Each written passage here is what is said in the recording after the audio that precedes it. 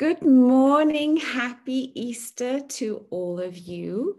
So good to see you here in all your different states of being right now. Some of you are still in bed. I love that. My favorite parties as a kid were always pajama parties. Weren't they the best? You didn't have to worry about what you were going to be wearing, what your hair was going to be like, whether you'd done your nails or not. Although, yeah, you might actually in a pajama party watch for your nails. Anyway, it was so chill. And then we'd hang out in our pajamas and eat crazy stuff and chat. Do you remember that too? Did you have circles like that? Yeah.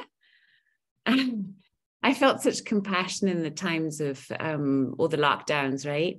When our kids didn't get to connect with other kids. I really felt for Grace. We had just moved to Austria with the idea to be in Salzburg, Austria for 6 months for a semester, right? School semester, because I had this delusionary idea that of course, in those 6 months, my kid would speak perfect German. and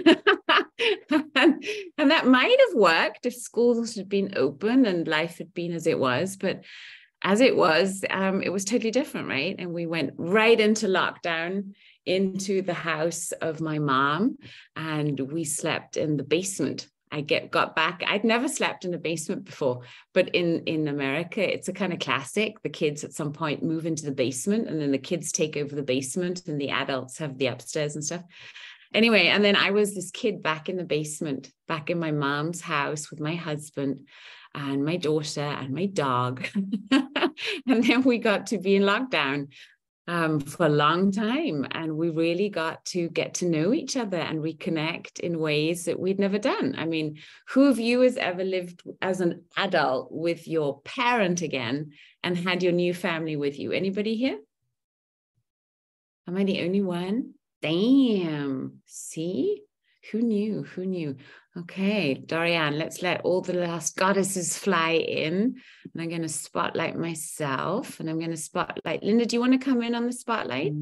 I think you can add the spotlight if you want to come in. You'll see. I will later. I'll do it later. Okay, so back to lockdown. And so we've now just discovered right now, I'm the only one here who has ever, as an adult woman, successful adult woman, right? So I still, my bank accounts are good. There was not a financial need to move in with my mom, but it so happened. And so here I was with my mom and my husband and my dog and my almost teenage daughter in lockdown, 6 weeks at least. I remember the first one was, and we weren't allowed to go out of house unless you had a real reason, right? So it was a big highlight to go shopping. Right? Grocery shopping was like the social interaction of the day, but everyone with masks, right? And sometimes I would hardly recognize people because, with masks and stuff on, and then everybody started morphing also their clothes. Did you remember that? There was suddenly no more reason to, I don't know, put a bra on. I was like, why would I wear a bra?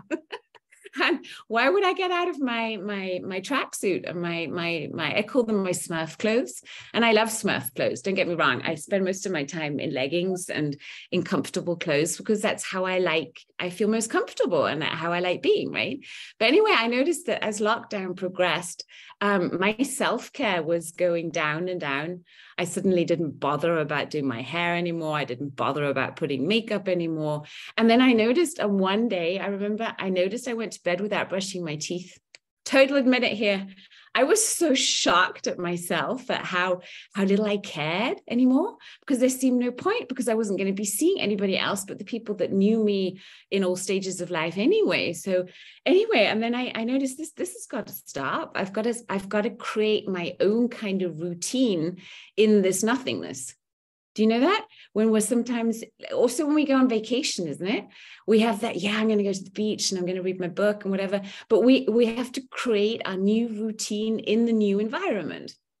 So here's the thing that I noticed just these last days, having traveled to Toulouse in France to be with some of you here who are here for the first time. So here's a big shout out to all the goddesses who are here for their very first golden circle. Can we woohoo them? Thank you for joining us. And some of you were with me in Terra Nova in near Toulouse, somewhere in nowhere. no grocery store nearby, nothing, right? And I came to the land, and I actually only decided to go to Terra Nova, to this retreat, to accompany my husband, who was co-teaching with Robert Bridgman there. Just a couple of days beforehand, I had got it in meditation 2 weeks ago. 2 weeks ago, meditation in intuition told me, you need to go to Toulouse, you need to go to Terra Nova. And I was like, oh, what a hassle. I don't want to. I don't know what to do with Grace. I don't know what to do with the dog. And I don't know, right? And I'm not a big friend of flying around. I've done it so much. I have so many million miles on my thing. I just, right? So I was resistant, but I had the message, and I told Ryan, I said, hey, Ryan, I get the message. I should come to Toulouse. How do you feel about that? And he was like, I'd really like that. That would be super nice. That would make me really happy. And then they started rearranging the rooms and everything. It was quite a thing for me to come. But I still hadn't figured out where to put my kid and my dog. And so kid was going to go to her dad, right? And that's not her very preferred place to be. So it was a thing. And I talked to her about it, and she said, yeah, okay, I'll do that. And then you can go. Okay, so still dog. Dog couldn't go with Grace because dad has a cat, and dog and cat don't get on. So, and my mom was also gone. She was going to go to England. So all my usual dog sitters were gone. So then I tried dog hotels, and all the dog hotels were full, because guess what? People go on vacation at Easter, and all these people have prearranged these things, not me. And I was like, oh, maybe I just shouldn't go. Do you know that feeling? You know you should do something, but then all these things turn up, and you're like, well, it doesn't seem like I should, because it should be easy, right? It should just flow in. But still, it wasn't. I was like, yeah. Anyway, last minute, literally 2 days before we left, I got the okay from an old school friend of mine, a sister stepped in. And she said, you know what? I could take your dog. And she has a daughter who is terrified of dogs. But she said, you know, I think she knows DJ, and they did a test night, and it worked really well, because DJ's a little snuff bug. You see him sleeping on the couch there, maybe. Where is he? Anyway, he's snoozing back there. He's a total love bug. So we thought it would work well, and it did. So little girl and DJ got on really well. So dog was figured out. Okay, I went ahead and I booked the flight tickets. So we finally get there. I'm still not quite sure why I'm actually going there, other than being kind of a nice accompaniment to my husband. So we get to Terra Nova, and it's beautiful land. It's really out in the nowhere, these rolling green hills, and you see the wild horses everywhere. But it was a cold and rainy day, and got there by car, and I was like, got onto the land, and I felt so sad. I felt sad. I felt like, what the hell am I doing here? It's not as comfortable as my own home. And then we got to our room, and we had the best room. And here's the princess speaking. I totally admit to it. The princess looked onto this bed and thought, oh God, it's one of these beds that has 2 mattresses, right? And then it didn't have a frame, so these 2 mattresses slip. So you can't snuggle. So Ryan and I are big kinesthetic people, and one of the things we really love is snuggling, right? So I looked at the bed, and I'm like, look at the bed, and right. And it was cold, and I thought, hey, south of France, I'd asked about the weather. It was going to be warmer, but I brought lots of warm things. I mean, for warm weather. So little summery dresses and kind of things like that. It was cold. So I was like, I was cold. I didn't like the room. I felt so sad. I'm like, what am I doing here? I could be having a really nice time. I was grumpy, but I didn't really understand why. So I just sat with it like we do in the circle, right? Like we said, we just accept it. So I sat with this grief, and it was like, yeah, it was grief. It was just washing over me. And then I started crying, and I was like, what is going on? So then I thought, okay, next step, we've accepted the emotion. We know what's going on. Let's do something about it. So I did my first go-to, which is go for a walk. You're in a beautiful country setting. I put on all my clothes, and I went to the walk for a walk, and I hit a little lake, a beautiful little lake right on the property. And there were these wild horses, and I sat down by this lake, and I tuned in. And I asked intuition, so what's going on? Why am I feeling the way that I'm feeling? And intuition told me, hey, you're sitting on sacred ground. On this sacred ground, so much has happened in history. This is a ground where battles have been fought, where so much has happened that has had a lot of people feeling really, really sad. And the word that kept coming through was sacrifice, sacrifice, sacrifice, sacrifice.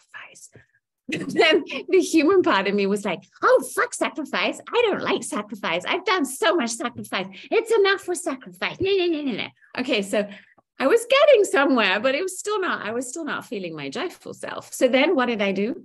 I reached out to my sisters. Next thought, right? So I WhatsApped Linda and Morella. We have our own little WhatsApp group called Crystalline Gold. And in Crystalline Gold, I was like, and then they sent back, oh, but you're on this special land. Come on, you're the goddess. Bring the magic. This is your job. You've got to bring the magic, bring that feminine energy in there. You've got this. So they cheered me on. They didn't go in my drama, right? They heard me and they also told me, yeah, because whatever. So they reaffirmed the feeling, intuition that I had. And then I was like, come on, back up. What do you need to do? How do you get to feel better? What did I do next? I did a cold plunge. It wasn't quite as cold as I'm used to, but that lake that was there, after I checked with, is it safe, right? And they said, yeah, it's safe. I went in the lake and I gave this grief, because water, right? I gave the grief to the lake and I said, here, just wash it through me. Let me be the vessel. I'll take it on. It's okay, right? So I did the cold plunge, felt so much better afterwards. And then I was walking back to the room. And then when I got to the room, Rye and Robert Bridgman were talking, right? So I got to meet Robert Bridgman for the first time. And the moment I saw him, I felt this instant recognition. It was like, oh, I know this person, but it's that recognition that you get when you look in people's eyes. You only get it then. Do you know that feeling? So I looked in his eyes and it was like, oh, damn, I know this person, right? So I thought, interesting. I still wasn't feeling like talking much. So we said our hellos. I got into bed. I got all the blankets I could find to get warm. Then walks in Monique Bridgman, so Robert Bridgman's wife, and we chit chat. I'm still in bed and we're cuddled up because I'm myself wherever I am and we're friends, right? So I felt good about that and I was getting warmer. And then Monique says, did you know that there's a sauna back there? You could use the sauna if you wanted. Yes, what a gift. Thank you so much. Yogi, I think your mic is on. I'll mute you. Anyway, so I turned on the sauna and then I got the heat. And then I got into the sauna and then I thought, okay, release. What's another way that the body releases? Sweating, right? So crank up the heat.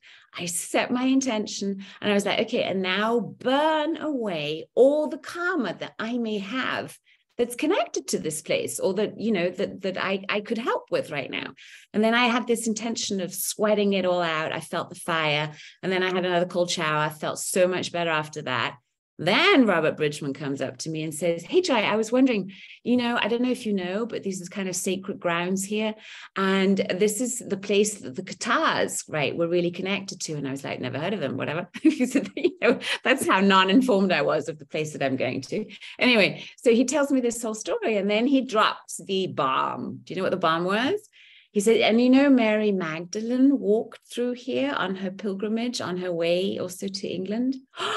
And I got goosebumps. I still get them now all over my body. And then I was like, okay. This all makes so much more sense now. And I said, okay, I thank you for sharing that. And then he said, well, I'm wondering, would you like to go to the Cathar Caves with me? And I was an instant yes, absolutely. Yes, of course, not knowing what I'm saying yes to. I said, yeah, absolutely. I want to do that. So 2 days later, it was Wednesday. I set out after lunch to go with Robert Bridgman to the Cathar Caves. And it was going to be an hour's drive till we get there. They're sacred and secret. And I'm not going to share where they are. Not that I even knew, no, because I'm not so good in remembering all those names. So we're safe. I got to drive to these caves and we had helmets on, right? And I was told to wear my dirtiest clothes. So that's easy. So of the things, I wore some yoga stuff, right? And Monique lent me her jacket, a big thick jacket, because it's going to be cold in the caves. And we had our helmets and I had my bottle of water and my Healy and my phone, right? And that's how I set out. Also, it felt like such surrender to a guy. to a man who had said, okay, I'm going to take you there, not really knowing where it is, not really knowing what I'm going to do there, knowing that it's sacred ground, and knowing that my husband had been in these caves a couple of months back, I think it is. And it was a pretty epic experience for him, let me tell you. And he says, never again am I going to do that. Never again. Right? When you hear the story and then you think of how big Roy is physically, right, in comparison to me, I totally get it. Now that I have been there, I know. Because here's the thing. On the evening before we went into the caves, I was invited to come to the group that was retreating at Terra Nova. And I shared there that when I did my little process with them, that I had, if there was a fear that I had, we usually have two fears, right? We either go in one box or the other box. One major fear that us humans have is the fear of abandonment, right? That we'll be left out in the desert on our own or whatever, abandoned. The other fear that we may have is the fear of entrapment. And the fear of entrapment, if you're entrapped somewhere, you're closed in, you can't get out, right?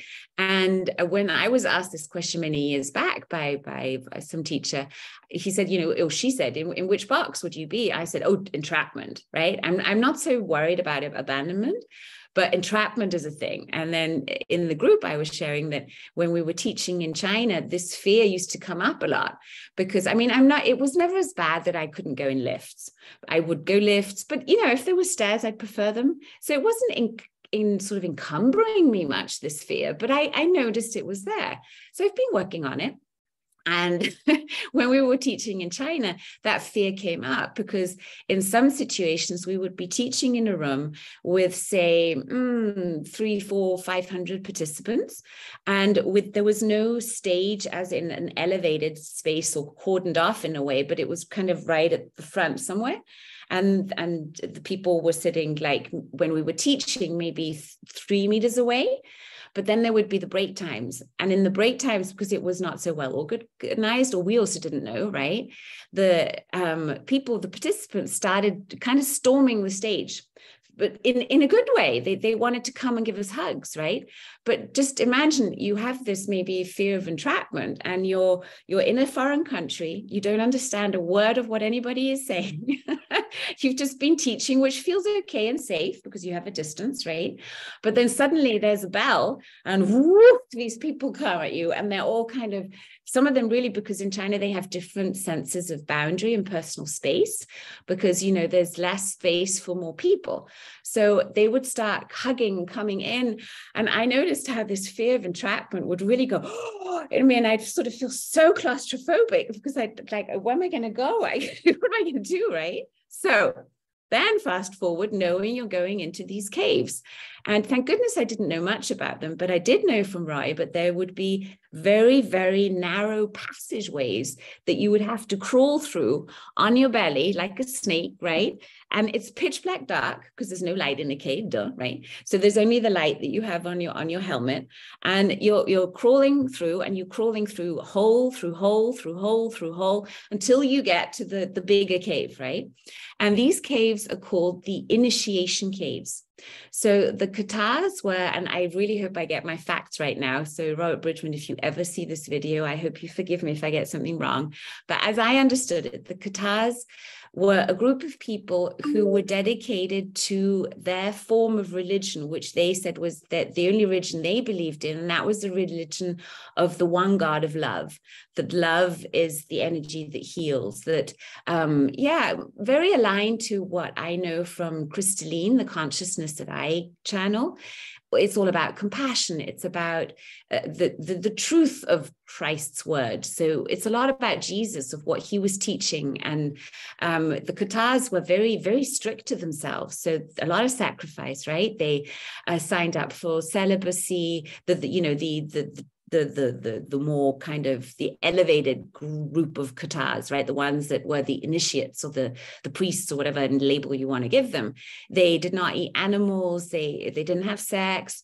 They said no to a lot of things because their intention was to be as pure as possible, to be pure channels of this Christ consciousness. So as we were driving to the caves in the car, Robert was telling me all this fascinating history with all the numbers and everything. So he has great knowledge on this. And he was teaching me all that. And I was just listening, taking it all in. And I was noticing how my body was having visceral memories. I was like, yeah. It's like I knew what he was saying. Do you know those sort of moments? Right? Okay, so it was deeply resonating with me. And then circle back to, as I've just told you, this consciousness that spontaneously showed up in my life and said, do you want to be the vessel for this message called crystalline? And, the last 10 years in my life have been so much guided by this energy. And here I am just before Easter in France, going into these initiation caves. So it felt really, really special. And then we got to the mountain, and it's an impressive mountain, rocky. It reminded me a lot of the energy that I experienced in Machu Picchu. The rock-like structure is also kind of similar. So there was a lot of, oh, okay, this is really happening. So we then hiked up the mountain to a part, and then it's a very, you would not guess the path. It's not signed out. It's secret, right? So you walk up this little path, winding path, and it was getting warmer. And I was like, wow, sun was shining. I was so excited. Nothing in me felt any fear. I felt excitement, really. And I was like, wow. So we get to this big entrance. It's a big entrance and that again reminded me of these images that we sometimes see in Bible pictures of the entrance of the cave where they placed Jesus's body with the big rock. You remember that, any of you? So big entrance with a big rock. And then you went into the side of the rock, and then you started going into the cave where at the beginning you can still walk. And then these entrances appear, and they're of different sizes.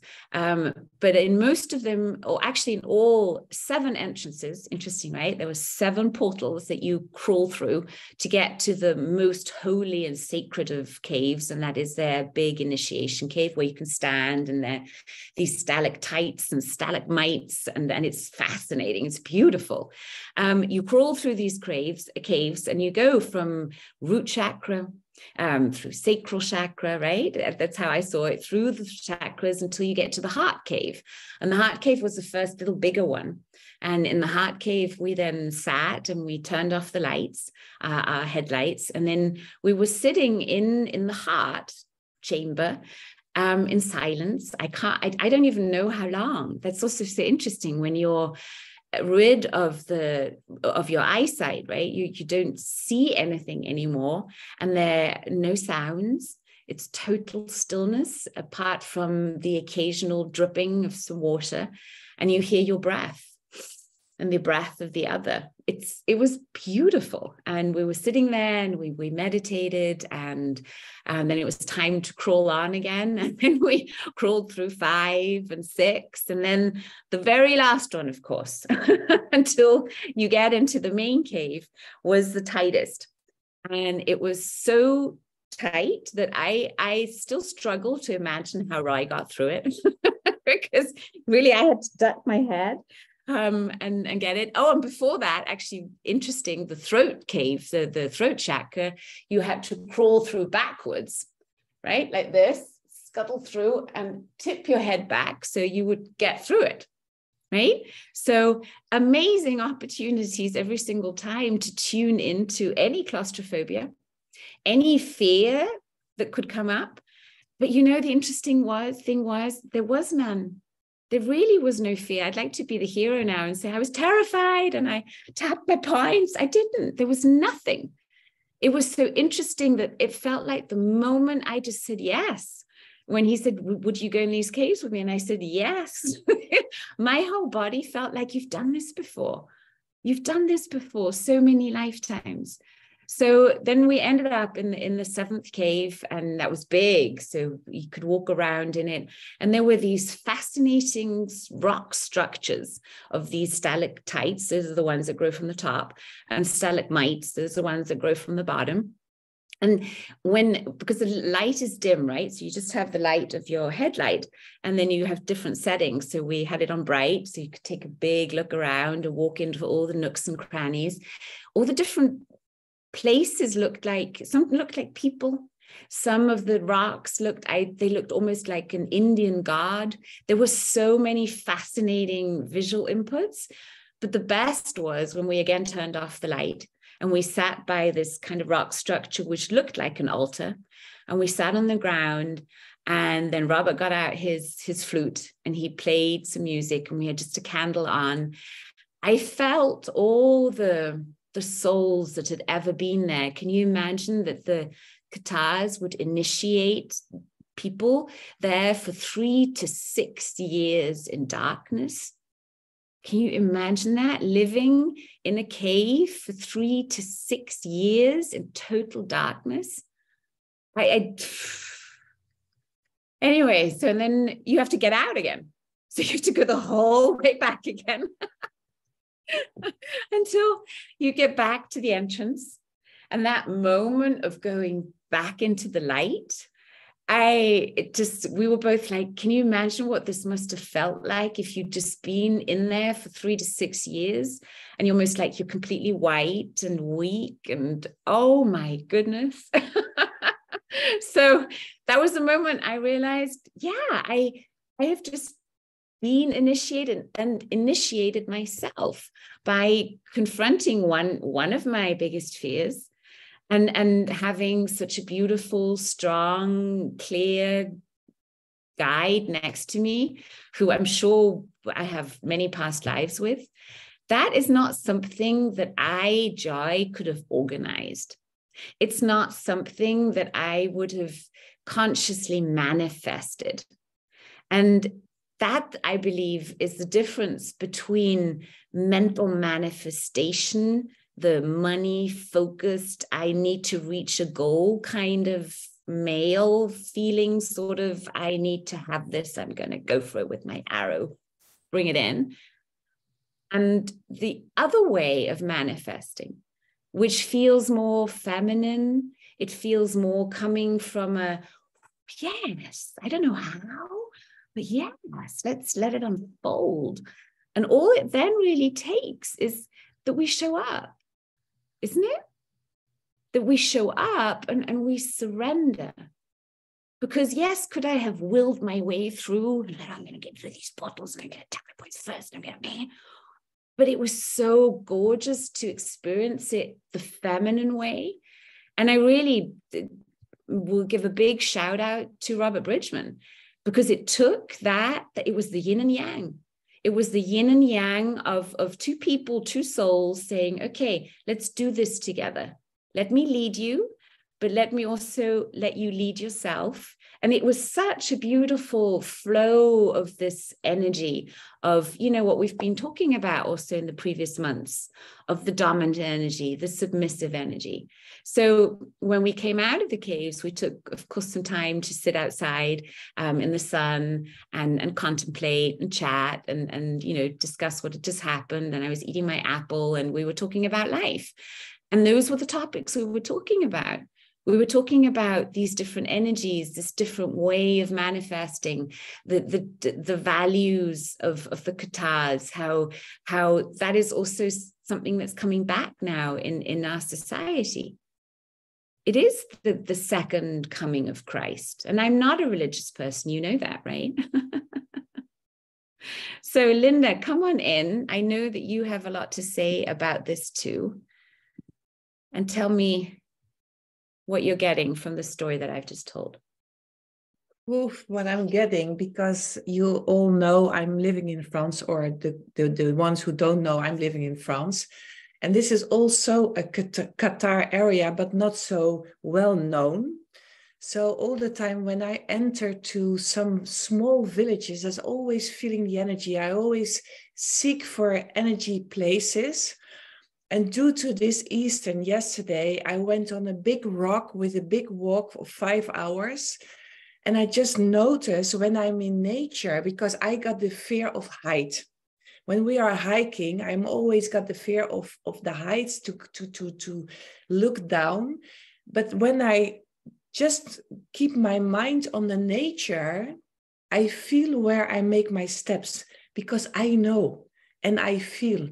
And sometimes we just move around, and I also feel the temporiers, which really made sometimes horrible things. So it's an up and down going of energy. And what you told me just now, the story, first of all, thank you, Joy, for explaining it so beautiful, because I got the goosebumps all over. And when I saw your picture with Robert Bridgman, respect, because I saw the connection between you two. I felt it. I really felt it instantly. And what I notice is when you're going into the dark of our past lives, you will find your light. And it's going to flow natural, because we are always pushing and getting and crawling to get there. But if you let it go with the flow, the life is going to bring you there. And I remember the moment you said, okay, I can choose to go to America, or I can choose to go to France. And I immediately felt, go to France, because you're going to get magic. And when you went to the USA, you were going to get the fake magic. And that's now what it felt like. It felt like the decision between glamour and glory or something else. And that's why France won. I'm so glad, right? And you said so many beautiful things right now, Linda. One of the things that you said reminded me of this little clip that I saw the other day, and I'd like to share it with you because I think it fits well with this. This glass of water that I'm drinking right now costs me, I should think, a couple of cents, right, on my water bill. This same water, if I drink it in a restaurant, it'll cost me €3 most likely. That same water, if I buy it at the airport, will cost me €5. That same water in the minibar of the hotel will cost me €10. It's the same water. What has changed is the environment. And it's such a nice reminder that when we feel that our worth is not being seen, that we're feeling unworthy, change the environment, right? Go somewhere where your value is seen. And I think that's something that we need to remember. And I also know that many in this circle right now are reconsidering their place where they live. Some of you are moving to different places. Elke, for instance, she's just gone to Palermo because her intuition said that's where you need to go. She doesn't really know why either, but she knows she needs to do it. So I'm thinking that there might be other ones of you here. Have the courage and go out. Have the courage and go out and know that you are that vessel of that energy that you are destined to bring onto this planet. And no matter where you are, you can spread that. And I think that's a nice reminder. Nicole is saying she had the same with me, Joy, where we're mentioning Texas or France. I was feeling go France. Yeah. And that's why we have each other. And it was cathartic. You're totally right. I am, Lila. You're totally right. So shall we bless the water that we have? Grab the water that you have next to you. If you don't have water right now, you could place a hand on your heart. And for those of you who have two hands free, let's set our intention for this beautiful day, week ahead. Start circling our hearts, closing our eyes, connecting to our bodies. And then we roll up our eyes as if we're looking through the crown of our heads. And we say, even if I don't know how, to connect to my highest self and all the wisdom and knowledge of all past lives and realities that I have had, to download all the wisdom, the information, all that is good for me, that serves my highest good, into my body now. All I do know is it is so now, and I am fulfilled. Switch directions. I delete all that could stop me. And I download everything I need to do so now with grace, ease, and joy. Thank you. So it is, so it shall be, or something even better. One more breath. And then open your eyes. Nice. And let's drink our water, our holy, blessed water. Yes. I have the Mag Healy going on coherence. So, that frequency is running round the circle too. So let's check in with the circle. What do you think, Linda? And see, has anybody here got something they would like to share with us? Anybody got a problem we get to kind of conjure and conspire on and fix? Then this would be. Yeah, I saw at the beginning there was one lady, and I remember we put her in the ring with a girlfriend, and she now took her scan and she's cancer free. So this is really the magic what we can achieve with all our goddesses. Just to so are you here, the lady that Linda has just been mentioning? Would you like to Marianne? Yeah, good morning. I'm here. Oh, look, Marianne, let's put a spotlight on you. Here we go. Hey, good morning. You've got the light behind you, so you're this beautiful dark shape. Okay. Marianne. Yeah, well, she had her scan last Monday and her blood test Wednesday and her results on Friday. And well, she looks amazing. I saw her Friday before and I said, well, I am convinced you're cancer free. And she feels good. Her face is, her eyes are good, and she has energy. And well, she got the results last Friday, and her oncologist said, well, it's still gone, still nothing there. And she had, how do you say that? Uitzaaiingen in her lymph nodes, and they were gone too. Everything is just gone. So wow. They are willing possibly to remove the pancreas. It was pancreas alvleesklierkanker. And well, they want to wait another 3 months because they still can't believe that it's gone. They want to check. So amazing. Yeah, so they want to check again in 3 months. And if it's still gone, she's going to be referred to Amsterdam for further treatment. But in 3 months, she has cancer for a year. And they thought she wouldn't make it until last Christmas. So she's really feeling healthy. And I'm so happy for her. Yes, I'm having cold shivers all over. Yeah. That's how happy this is having me feel. And that is the magic of energy healing, right? Yes. What did we do? We placed it all together upon your initiative, Marianne, right? You were the initiator for this. We placed it in our healing circle, and I'm sure there were many of us who unconsciously also prayed for her. And that has me feeling wonderfully happy. That's a beautiful miracle that for Easter. Hello, there's our miracle. A new life is starting. And you know what I heard, and this is really amazing, they always use, and we use the word still. So thank you for I was going to get into that. Yes. We need to skip this word still. We really need to work on this, because if we're going to keep on using this, and I know doctors like to use this word so that you're going to continue to be the patient. So I think we need to put the spotlight of the word still, and we're going to transfer the word to now. Now. Yeah. Now, this present moment is the only thing that counts. Yeah, right? And she's healthy. The future is unknown. Now, right? So let's switch on that. Let's start the switch and let's say, I love and accept myself with all parts in me that are still connected to some still, some but, some if, some when. I love and accept myself when I now choose to be 100% in the now. Now, here, now, here. That's my place. That's where I am. And breathe. Good job. Okay, underneath our left arm, watch out, it'll be switched.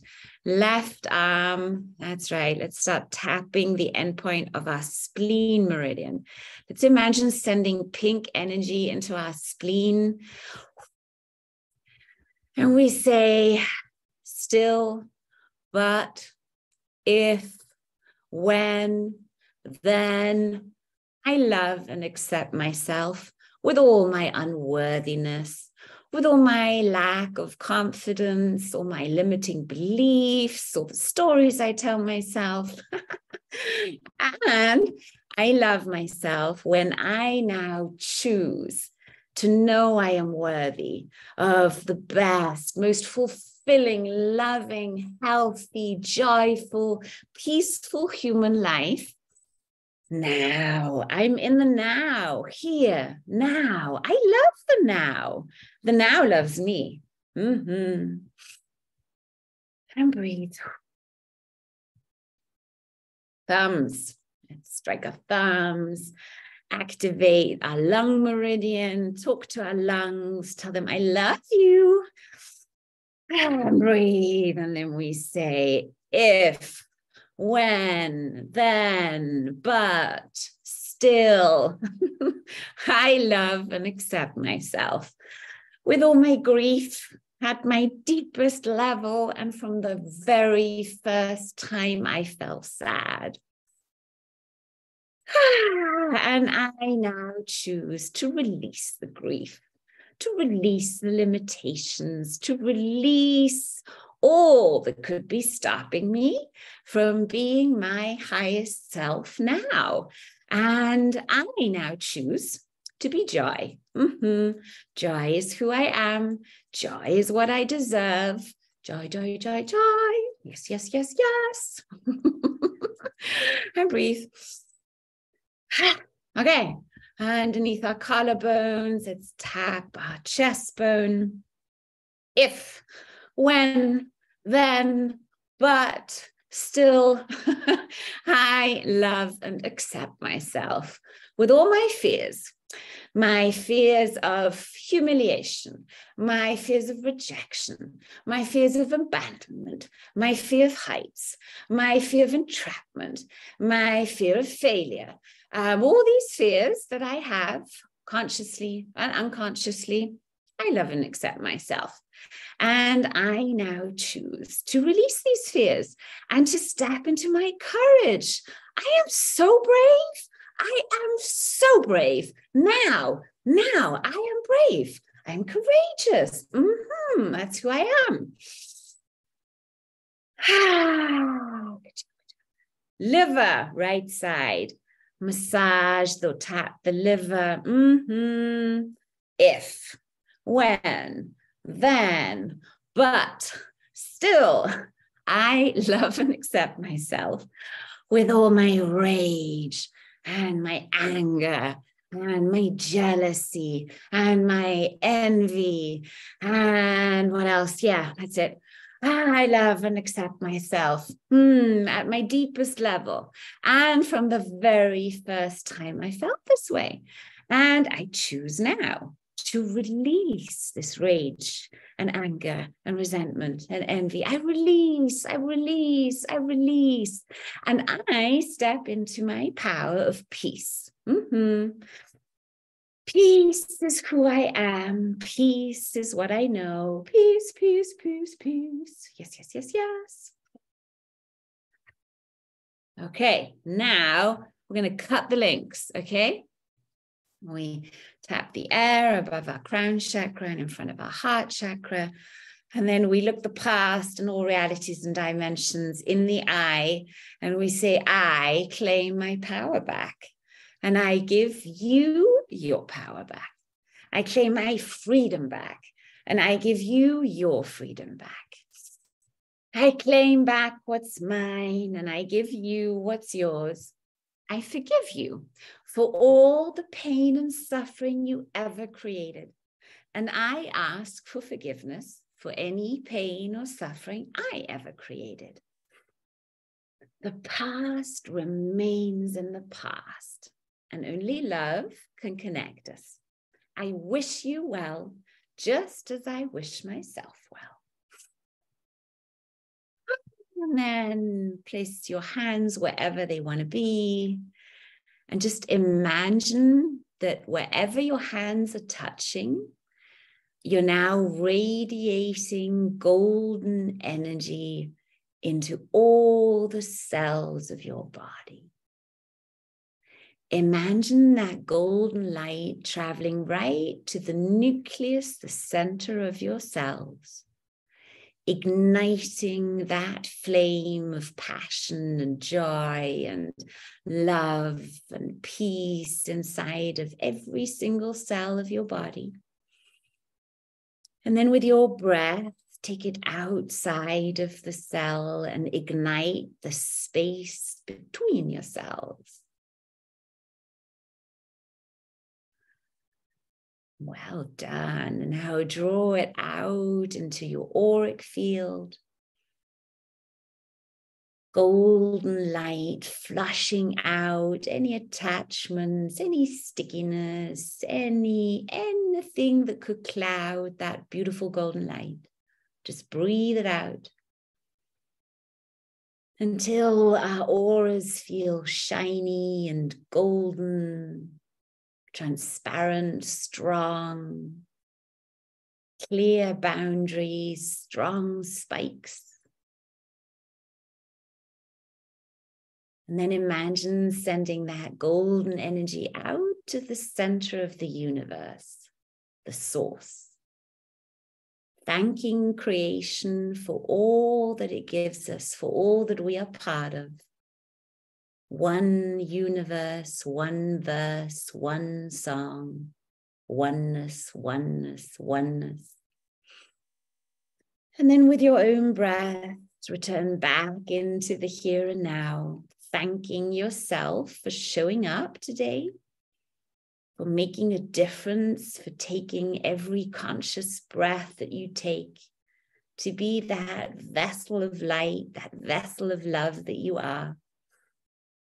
Thanking every part of your being for showing up, blessing your body, blessing your pussy, blessing your brain, blessing your pineal gland, blessing your heart, bless your spine, all inner organs, your skin. That's right. Now imagine blessing every sister in this circle, whether they're here right now or they're watching the recording. Wherever you are, may you feel safe. May you feel healthy. May you feel happy. May you live life with ease. May we together create financial freedom, love, joy, peace, success. That's right, uplifting each other in this golden network of light. That's right. Imagine us all dancing, singing, playing, dancing over the fields.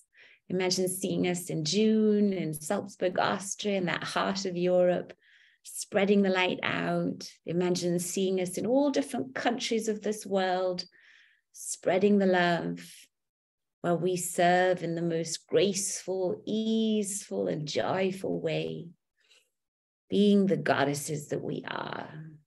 And in your own time, come back in the here and now, bringing all that love and light with you. Take a couple of deep breaths and then stretch up and out, expand. Yes, yes, yes, yes, yes, yes, yes. Ah. Oh, this feels so great, so great. I got one lady who I want to invite if she wants, Yuki, because last week she made such a beautiful announcement of somebody in her life who was very dear, who was going to pass. So I just want to ask her, also in the context of what we are talking today, how it went. because nice. Thank you. life and ending life, but this was such a beautiful story. So maybe she wants to share her story. Yuki, are you there? Yes, I am. Okay. You can spotlight her, Joy, because this is yeah, it just jumps as soon as someone speaks, and it jumps again. So with Yuki, I just had you. Okay, I'm here. Let me say something. Oh, there you go. I've found you. There you go. I'm not looking my best now, but forgive me for that. You look beautiful, and I love the flower of life behind you. Yeah, it's lovely, isn't it? Yeah. Well, it's an interesting story. Because I told you that she's been a very, well, spiritually engaged, so to say, person, but that she had this fear.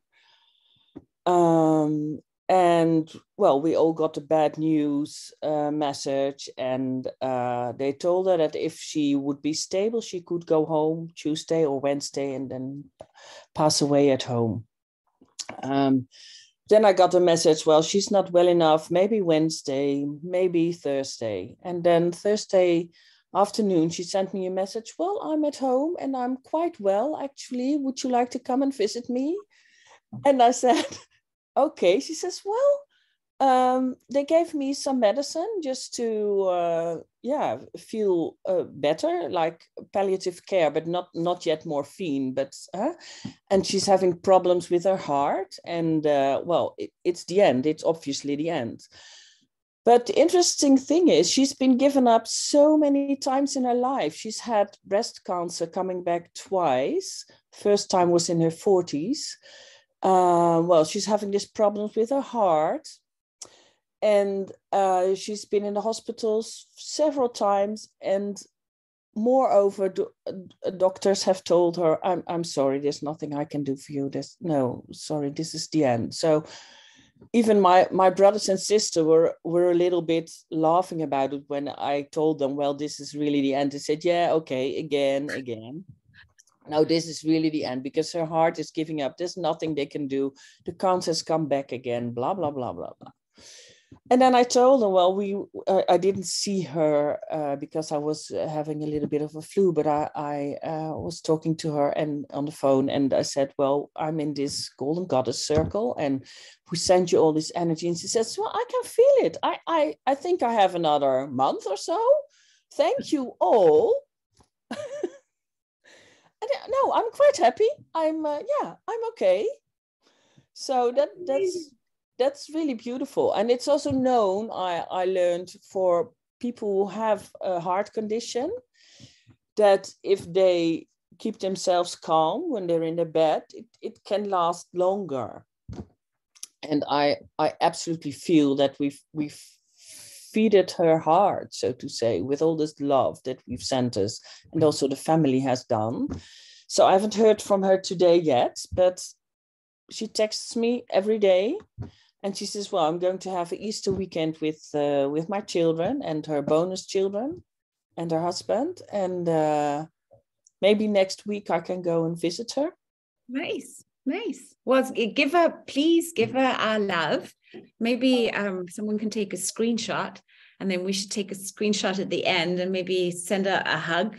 And then she could see that picture. That would be really nice, right? That would be something. Thank you so much for sharing, and I'd like to piggyback on that and read a message from Yolanda, because here's our next project, right? So Yolanda's husband Robert is going to have his first brain operation next Thursday, so that would be the 20th of April. Is that right, Yolanda? Right? I think that's right. Or is it this Thursday? No, she's looking. It's all right, just put it in the chat. Yeah. It's this Thursday, I think. This Thursday, so that would be the 14th. Is that correct, Yolanda? Yes. Okay, so here's the invitation to Yolanda. Just verify, is it the 14th?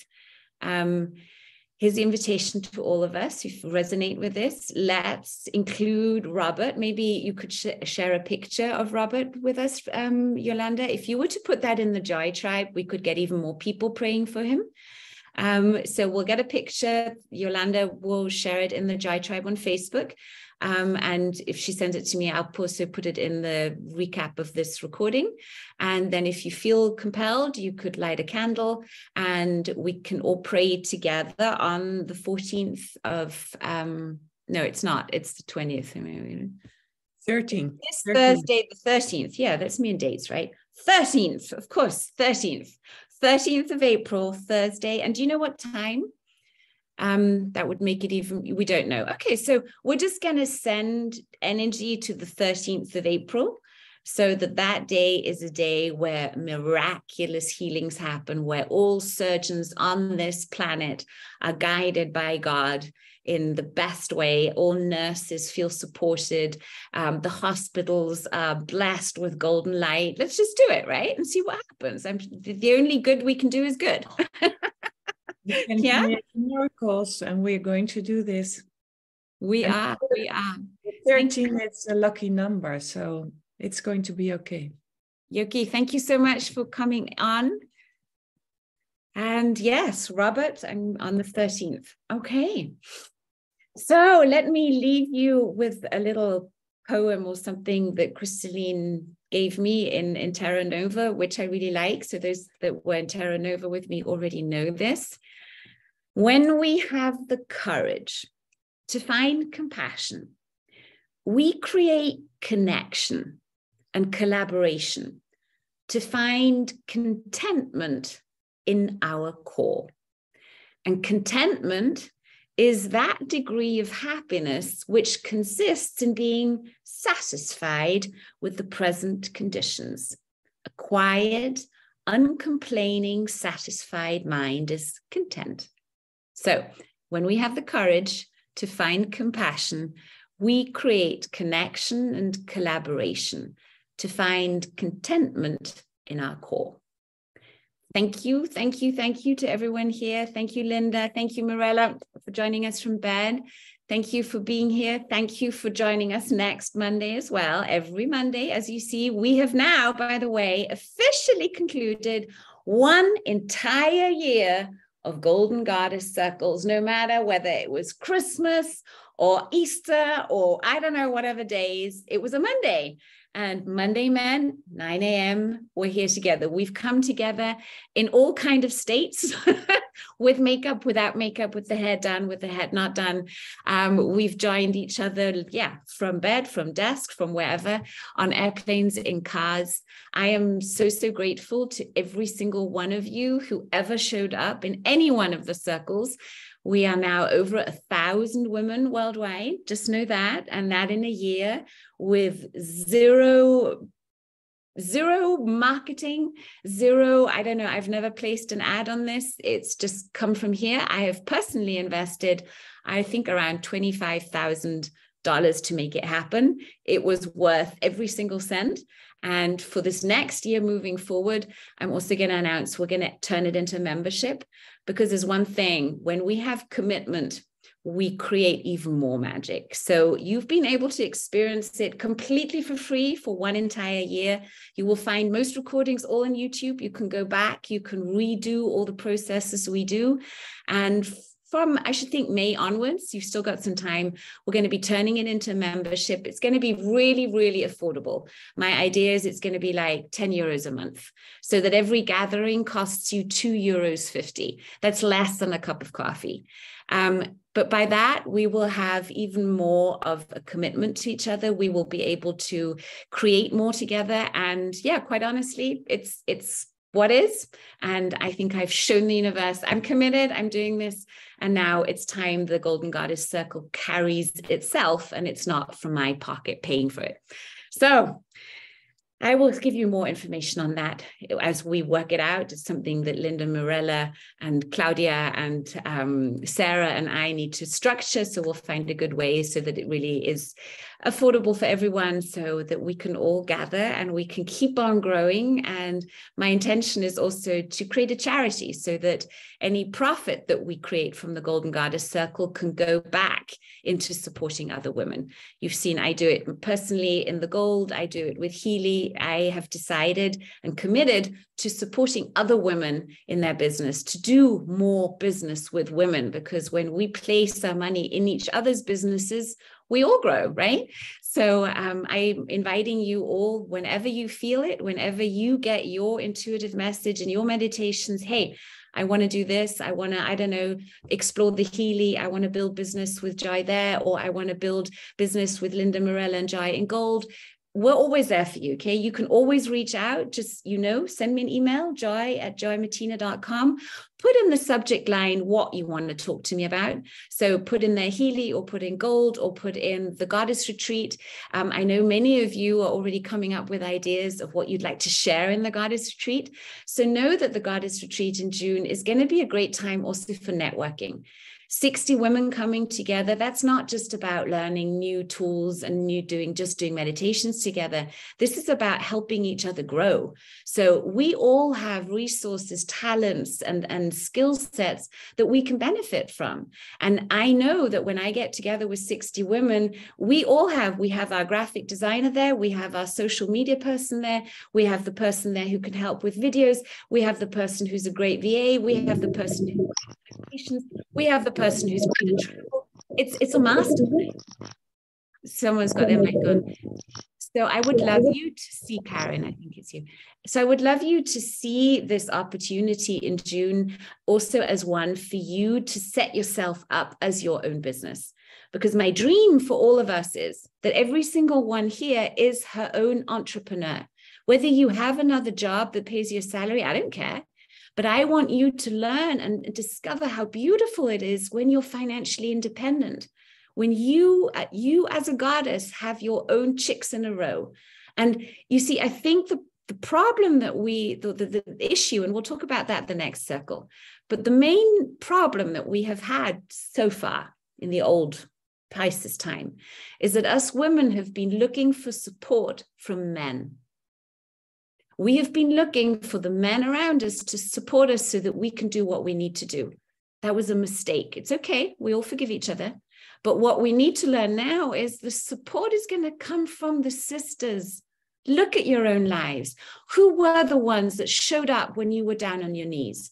Who were the ones who no matter what state you were in, who would listen to you? It was usually your sisters. It was a woman. But patriarchy has taught us not to trust that. So patriarchy has divided women, and women no longer feel safe with each other. But we're here to change that. We've proven it for a year. Look at all the miracles. Go back into the recordings and look at the miracles that we've created. We've had at least 3 medical miracles in this Golden Goddess Circle because we've all done it together. Yeah? So tap your left shoulder and your right shoulder. Give yourself a massive hug and say, I effing rock. I am an amazing golden goddess. Look what I've done. I'm proud of myself. We all did this together right now, okay? Thank you, thank you, thank you. Bye-bye. See you next week.